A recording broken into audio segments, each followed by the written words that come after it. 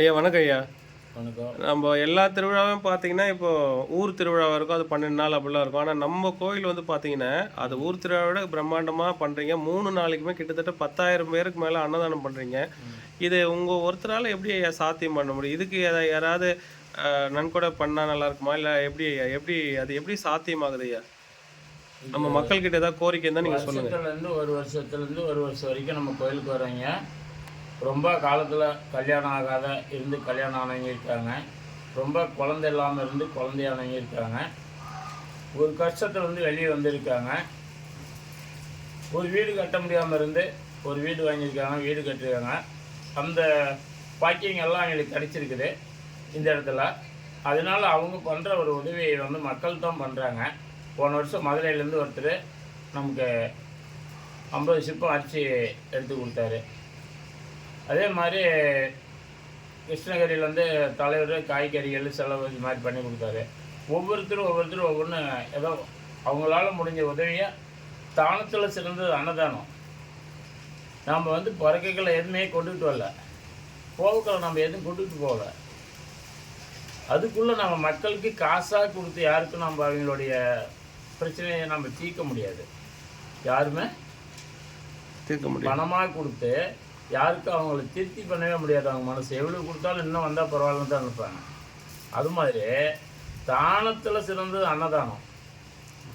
அந்த தானத்தை மட்டும் நாம் உயிருள்ள வரைக்கும் அதை கொடுத்துட்டு போயிடணும் அப்படின்றது ஒரே நோக்கம் தான் எனது ஒரு நோக்கம் ஒழிஞ்சு, வேறு வந்து இதில் நம்ம சம்பாதிக்கிறதுக்கோ இல்லை மக்களை ஏமாத்துறதுக்கோ இல்லை போலியோ நம்ம அன்னதானம் பண்ணுறதுன்னு சொல்லி 10,000 பேர்த்துக்கு அன்னதானம் பண்ணுறதுன்னு சொல்லி ஒருத்தர் கூட அன்னதானம் பண்ணாமல் சாப்பிட போட்டு போகிறதோ அந்த மாதிரி கிடையாது. இந்த மாதிரி நான் செய்யலை. ஏன் இந்த வருஷத்துக்கு யாராவது செய்யறேன்னு இது வரைக்கும் அன்னதானத்துக்கு சொல்லியிருக்காங்களா ஐயா? இது வரைக்கும் ஒரு தூரம் சொல்லலை. அதனால இனிமேல் யார் என்ன இருக்குது ஆள் இருக்கு. கண்டிப்பாக அது விருப்பம் இருக்கிறவங்க தொடர்பு கொண்டு சொல்லிடலாம், நான் இதை செய்யலாம் அப்படின்றத சொல்லலாம். வந்து அவங்களோட மனசில் விருப்பம் இருந்துச்சுன்னா சரிங்க, அது இவர் போய் உண்மையாக வாங்கிட்டு வந்துடுவார்.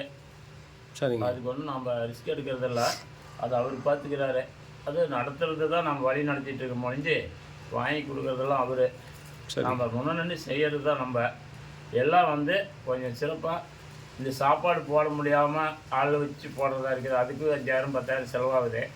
கொஞ்சம் உதவி பண்ண மக்கள் வந்து கொஞ்சம் உதவி பண்ணுங்கன்னு சொல்லி மக்களை எல்லாத்தையும் நான் வணங்கி ரொம்ப பணியோடு கேட்டுக்கிறேன். சரிங்க. கொஞ்சம் பண உதவி பண்ண முடியலனாலும் உடல் உழைப்பாவது கொடுங்க. அதாவது நீங்கள் என்ன சொல்ல வரீங்க, இந்த பங்குனி உத்திரத்தப்போ அந்த 3 நாளைக்குமே அன்னதானம் போடுறதுக்கு எல்லாம் ஆள் தேவைப்படுறாங்க.